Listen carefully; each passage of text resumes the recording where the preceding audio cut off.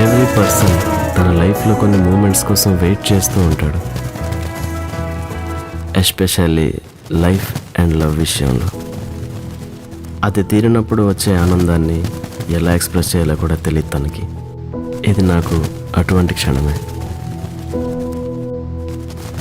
ప్రేమ అంటే చెప్పడం కాదు, చెప్పలేకపోవడం కూడా. నా ప్రేమ గెలవలేదు, అలానే ఓడిపోలేదు. ఆ రెండింటి మధ్య ఉన్న అందమైన ఆనందం నాది.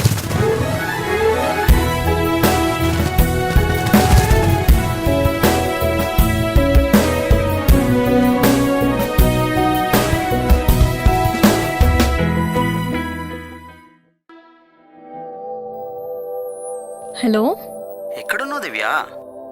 నా ఫ్రెండ్ శివ బయటకు తీసుకొచ్చాడు. అవగానే అక్కడికే వచ్చేస్తా. ఏ ఫ్రెండ్? అదే బా, నా చిన్నప్పుడు ఫ్రెండు. ఎప్పుడు ఇంట్రోవర్ట్ అని ఏడిపిస్తూ ఉంటాను కదా. That photographer. హా, ఓకే, తొందరగా రా. మన వెడ్డింగ్ కార్డ్స్ ఇంకా చాలా మంది పంపాలి. అదే గుర్తుంది. అవగానే అక్కడికే స్ట్రైట్గా వచ్చేస్తా. Okay, compass. Bye. Okay, bye.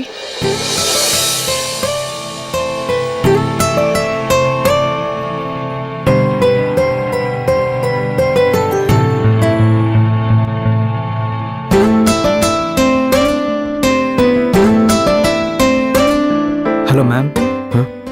Can I take the order, please? నువ్వు ఏదైనా చెప్పు. మీ ఇష్టం, మీరేదో ఒకటి తీసుకొచ్చేయండి. మీ ఇష్టమా? నాకు నచ్చింది తీసుకొస్తే అడ్జస్ట్ అవుతారు. మీకు నచ్చింది తీసుకొస్తే కదా హ్యాపీ ఫీల్ అవుతారు. మీరే చెప్పండి ma'am. Reni, cold coffee okay కదా?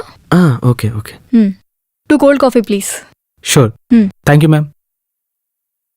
రే, గచ్చిబౌలి వెళ్ళాల్సిందాన్రా. తీసుకొచ్చి కూర్చోబెట్టి గోల్ కోరుకుంటున్నావు. కార్డ్స్ పనిచేది ఉందిరా. ఏమైందిరా? దివ్య, 6 సంవత్సరాలుగా నాలో ఆగిపోతున్న మాట, భయాన్ని కప్పేస్తున్న బాధ, ఆశని ఆపేసిన అబద్ధం ఏంటో తెలుసా? నేను నిన్ను ప్రేమిస్తున్నానన్న నిజం.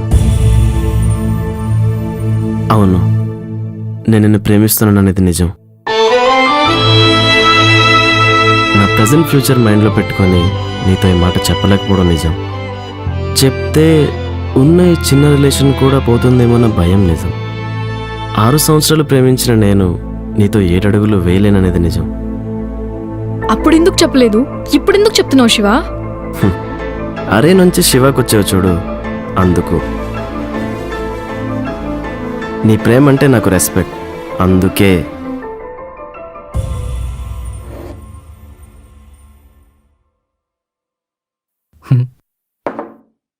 మ్యామ్,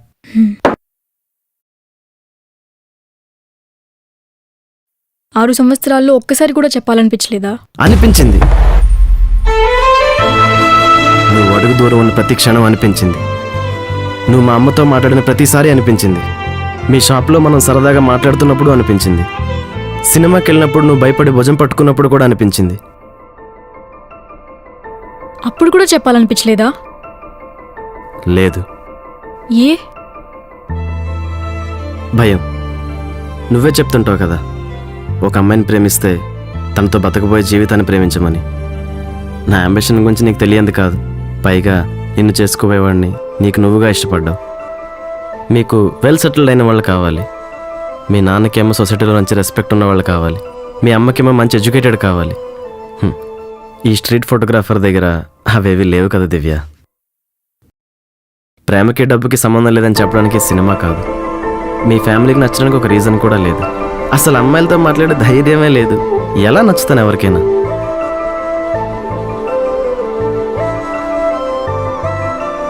కానీ న్యూ ఇయర్ నైట్ నువ్వు నాతో చెప్పిన కబుర్లు, హోలీ రోజు నువ్వు నన్ను చూసి నవ్విన నవ్వు నేను ఎప్పటికీ మర్చిపోలేను దివ్య. ఒకరోజు నీ ముందు ధైర్యంగా నించొని నీ కళ్ళలోకి చూస్తూ నీ చేయి పట్టుకొని నువ్వంటే నాకు ఇష్టమని బిగ్గరగా రావాలనిపించింది.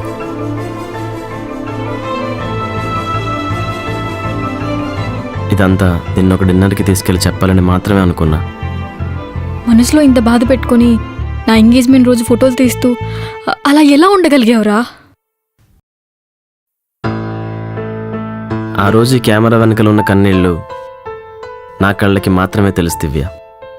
అప్పుడు నీ నవ్వు చూసి ఆనందపడాలో, నా కన్నీళ్ళు చూసి బాధపడాలో, అక్కడ చెప్తే ఏమవుతుందని భయపడాలో నాకు తెలియలేదు.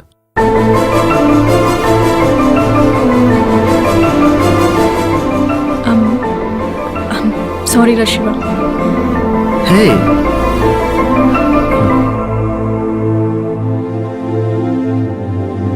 మాటల్లో మాటగా చెప్పాలనుకోవడం, నీకు మరొకరు నచ్చడం, ఆ ప్రేమ మాయమవడం, ఇవన్నీ జరిగిపోయావు దివ్య. దాన్ని మనం మార్చలేం. Leave it. I really miss your love. ఒక అమ్మాయితో అబద్ధాలు చెప్పేవాళ్ళని చూశాను, కానీ నిజాన్ని కూడా దాచి ఇంతలా ఇష్టపడతారని తెలియలేదు. పులిహోర మాటలు ప్యాంటు షర్ట్ వేసుకుని ప్రతివాడు చెప్తాడు దివ్య, కానీ ప్రాణంగా ప్రేమించిన వాడే అది చెప్పడానికి భయపడతాడు. మీ అమ్మాయిలకి ఎప్పుడు ఇది లేట్గానే అర్థమవుతుందిలే. ఇందాక వెయిటర్ చెప్పింది నిజమే దివ్య. నాకు నచ్చిన నువ్వు ఎప్పటికైనా అడ్జస్ట్ అవుతావు. అదే నీకు నచ్చిన వాడితో అయితే హ్యాపీగా ఉంటావు. ఇంతకుముందు ఓ మాట అన్నావు కదా, ఇప్పుడు ఎందుకు చెప్తున్నావు అని. పెళ్ళికి ముందు చెప్పలేనన్న బాధ పెళ్ళయ్యాక చెప్పకూడదనే భయంతో నేను బతకలేను దివ్య. నిజం చెప్పు, నాకు పెళ్ళైతే నీకు ఓకేనా? ఓకేనా అంటే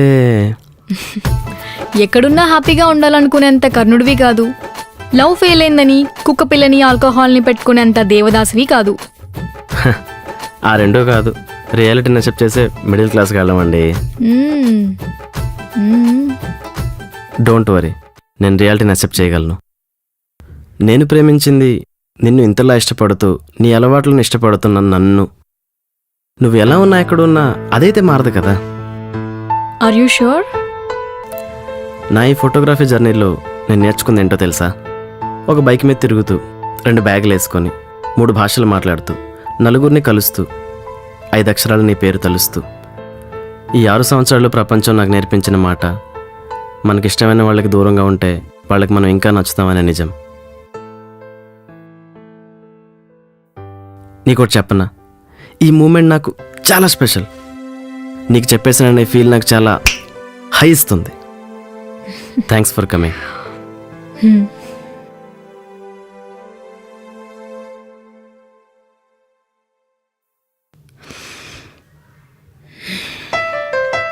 మ్యారేజ్ అయిపోతుందని వెళ్ళిపోకురా. I really don't want to miss you. Thank you. అయిపోయింది సార్ బిల్. నిజంగానే అయిపోయింది బ్రదర్. నచ్చిన అమ్మాయితో అయినా, నచ్చిన ప్లేస్లో అయినా ఎక్కువసేపు ఉండలేవు. అదే లైఫ్. సారీ. ఏం లేదు, బిల్. Thank you. రే, పెళ్ళికి వస్తావో రావో తెలీదు, వస్తే మాత్రం ఐ ఫీల్ వెరీ హ్యాపీ. నువ్వు హ్యాపీ అంటున్నావు కదా, ఎంత దూరమైనా వస్తావు.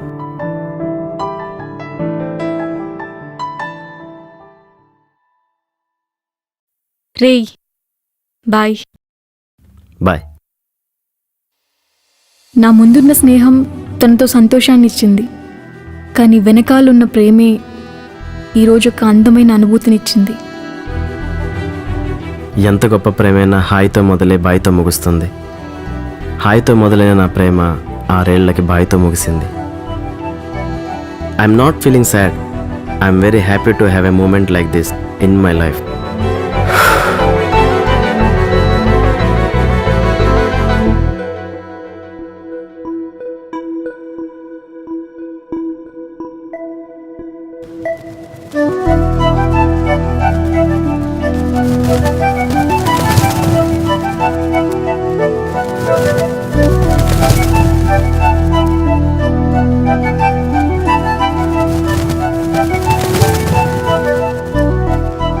ఫోటోగ్రాఫర్ లైఫ్ అంటేనే వాడు ఏ సిచ్యువేషన్లో ఉన్నా ఎదుటి వాళ్ళని నవ్వించి వాళ్ళ మూమెంట్ని క్యాప్చర్ చేయడం.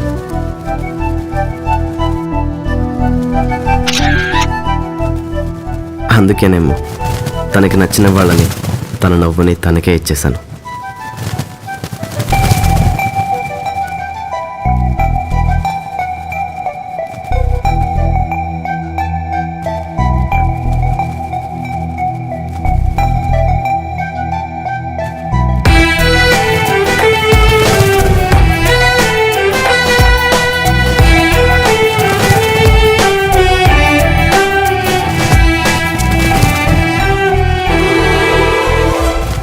Now I'm a free bird just like them.